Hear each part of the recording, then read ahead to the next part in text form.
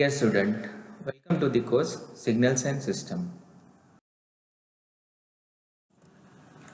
The syllabus for this Signals and System Unit 1 is Introduction to the Signals and System, Definition of Signals and System, Communication and Control System as an example, and classifications of signals. In this, continuous time, discrete time, even, odd, periodic, non-periodic, deterministic, non-deterministic, energy and power signals.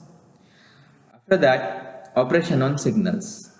So operation generally includes the amplitude scaling, signal addition, multiplication, differentiation, integration, and after that the operation on the independent variable, that is time. It includes time scaling, time shifting, and folding, preceding rule, etc. And then after that, the broad category of elementary signals are exponential, sine, step, impulse and its properties, as well as ramp signal, rectangular, triangular, signum and sync.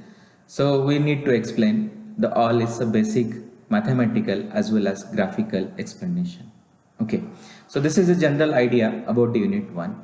Once we complete the basic signal, then we move toward the next part of this unit is the system. Okay, so in this system we are explaining the general system classification. So that will include linear and non-linear, time variant, invariant, causal, non-causal, static dynamic, stable and unstable, and so on. And we'll solve the overall examples related to the exam point of view on these topics. Okay. For university examination, for the SPP, this subject is for second year E&TC, and for the theory plus an online examination, this subject, this unit is for 15 to 18 marks total. So this will be categorized 9 marks for online examination as well as 9 marks for theory examination. That is the end examination. So now we'll go through this subject briefly throughout these sessions. Okay. So basically the main problem in this subject is the feedback from the seniors or feedback from the other students. So most of the students says that this subject is very complicated. Basically, the signal is not complicated. Our minds is complicated. The subject requires some basic fundamentals of mathematics. That's it. Okay. You will understand while going through this PPTs or these sessions, right? So today we will discuss about the signal definition and its classification, broad category of classification. Okay. So now first of all we'll define the signals. Now in nature the signals are everywhere. Okay. So this subject basically is a heart of electronics. It is a core part of electronics and telecommunication system, just like our heart. So without heart we cannot pass the signals everywhere. So likewise the same is the signals. So basically I'm talking and I'm speaking is nothing but is a one form of signal. So it is a real quantity, or we can say it is a physical quantity. Okay.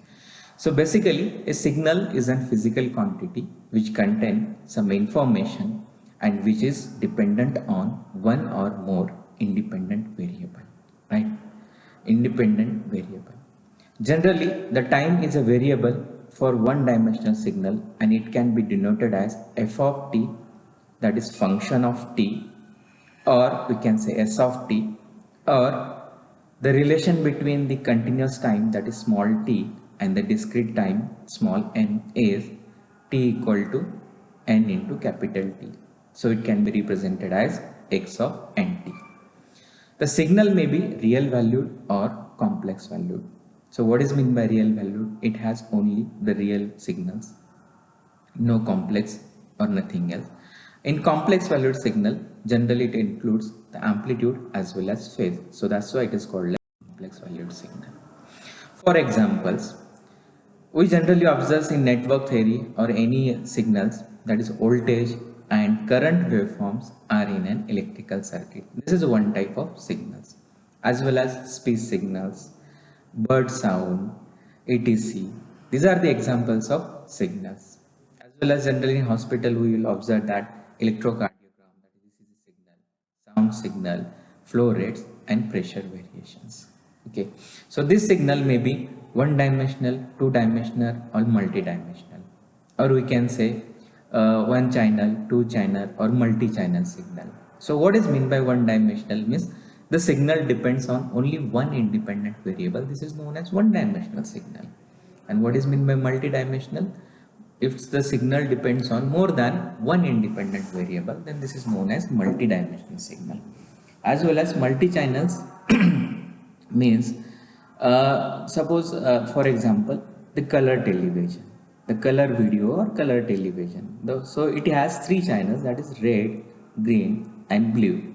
Okay, and as well as three independent variables, that is x, y and time. So this video, color video, is known as multi-dimensional multi-channel signals, right? Okay. Next, we'll move towards the broad category of signals. So signal broadly classified into two categories, that is known as continuous time signal and discrete time signal. That is, the physical phenomena will be converted into the electrical signal by different transducer. These electrical signals are different in natures. On the basis of independent variable, this can be these electrical signals are classified. Okay. So what is mean by transducers? So transducer is nothing but the convert one form of energy into the another form of energies, right? Because the signals are all natural signals. For our purpose, we need to convert these natural signals into the electrical form so we can use for our applications, right? So this depend on so basically so means all natural signals are in continuous time signals. Okay, so we need to convert into the discrete time.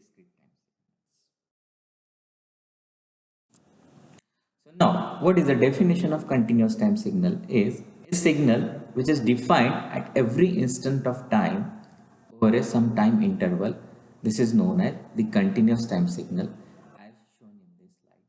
Okay, or the signal which is continuous in time as well as continuous in amplitude. Simply meaning is that the continuous time signal is nothing but which is continuous in amplitude as well as continuous in time. So as shown in the graph, you put the pointer at any axis, at any point on x-axis, you will observe some form of amplitude or some form of value of these signals. Okay, this type of signal is known as the continuous time signals, and it is the range of this continuous time signal is from minus infinity to plus infinity, and it can be noted in round bracket from minus infinity to plus infinity. The next is a discrete time signal. A discrete time signals is generated in two ways. First, it can be directly taken from the computer data, or it can be converted from continuous time to discrete time by using the name of transistor, that is sampling. Okay. So the definition of discrete time signal is the signal which is continuous in amplitude but discrete in time is known as discrete time signal, and it is represented by x of n_ts, where ts is the sampling interval or sampling period, or simply x of n. The n is nothing but the notation of time in discrete domain. That is, on x-axis we generally denote the time on that axis in discrete time domain represented as a n. Okay, so this is discrete time.